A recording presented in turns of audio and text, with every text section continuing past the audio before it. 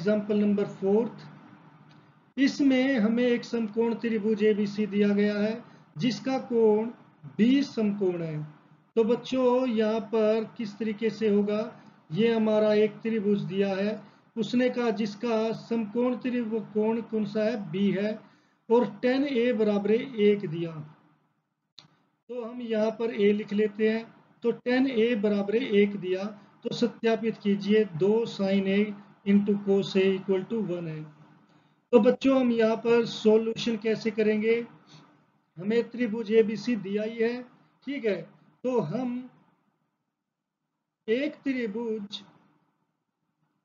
ABC ले, समकोण त्रिभुज, ये समकोण लिखना बच्चों, यहाँ पर एक समकोण त्रिभुज ABC लेते हैं जहां कोण B किसके इक्वल है, 90 डिग्री के। तो आप इस त्रिभुज को यहां पर बना लो, यहां पर ये B, ये 90 डिग्री हो गया, इसे A लिख दिया, तो इसे C लिख दिया। अब ये जो हमारा हमें दिया है tan A बराबर 1, ये tan A बराबर 1 दिया है। तो जैसे पहले उदाहरण में दिया था हमें tan A बराबर 3/4 दिया था, उसमें तो ये दिया था कि जिससे मुझे पता चल गया था ये हमारा लंब है और ये आधार है। इसमें तो tan A इक्वल टू 1 दिया, केवल tan A इक्वल टू 1 दिया है।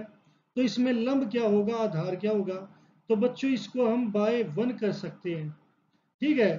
तो अब हम जानते हैं, हम लिखेंगे, हम जानते हैं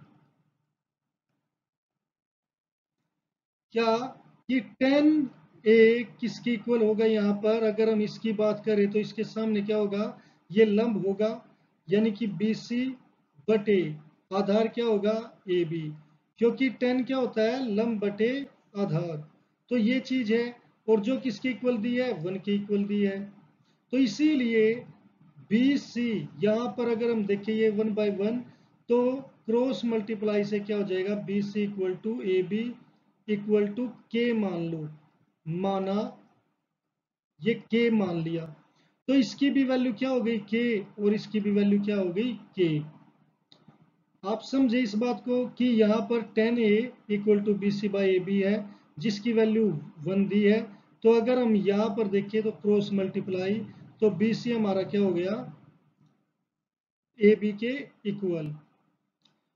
तो अब बच्चों अब इसको हमने K माना था, तो मुझे जो यहाँ पर 2 sin A cos A चाहिए, तो sin A का फार्मूला क्या होता है, लंब बटे कर्ण।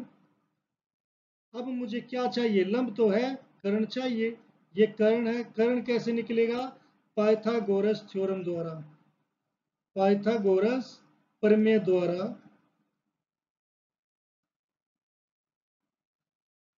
इसका फार्मूला क्या होता है, कर्ण का वर्ग बराबर लंब का वर्ग प्लस आधार का वर्ग। तो कर्ण क्या है हमारा, यहाँ पर ये मुझे निकालना है AC स्क्वायर, लंब क्या है मेरा BC स्क्वायर, और आधार क्या है AB स्क्वायर। BC की वैल्यू क्या है K, इसका स्क्वायर हो गया, और ये इसका भी K स्क्वायर हो गया। तो कितने K स्क्वायर हो गए, 2K स्क्वायर हो गए। अब मेरे पास क्या आ गया, AC square equal to 2K square. मुझे क्या चाहिए AC, तो मैं क्या लिख दूंगा, दोनों तरफ वर्गमूल करने पर, वर्गमूल करने पर,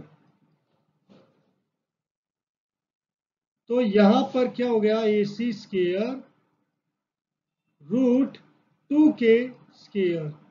तो बच्चों इस स्क्वायर से ये रूट कट जाएगा, आ गया AC, और यहाँ पर रूट 2 के ऊपर रूट रहेगा और K का रूट हट जाएगा। तो कर्ण की वैल्यू क्या आ गई, √2K। तो अब मेरे पास सारी चीजें आ गई। अब हम करेंगे यहाँ पर, अब मैं लूंगा 2 sin A cos A। तो 2 तो ऐसे कैसे, sin A क्या होता है, लंब बटे कर्ण। यहाँ पर लंब कितना है BC, और कर्ण कितना है AC, और कोस क्या होता है, आधार बटे कर्ण। ए बी बाय ए सी। अब इनकी वैल्यू रख दो 2। बी सी की वैल्यू क्या है, के है। ए सी की वैल्यू क्या है, √2 के है। इंटू ए बी की वैल्यू क्या है, के है। और ए सी की वैल्यू क्या है, √2 के है। बच्चों इस के से ये के कैंसल, इस के से ये के कैंसल, तो ये क्या आ गया 2, नीचे एक √2 और एक √2, तो कितने हो गए 2√2। ये स्क्वायर हट जाएगा तो आ जाएगा 2/2 और आ गया आंसर 1।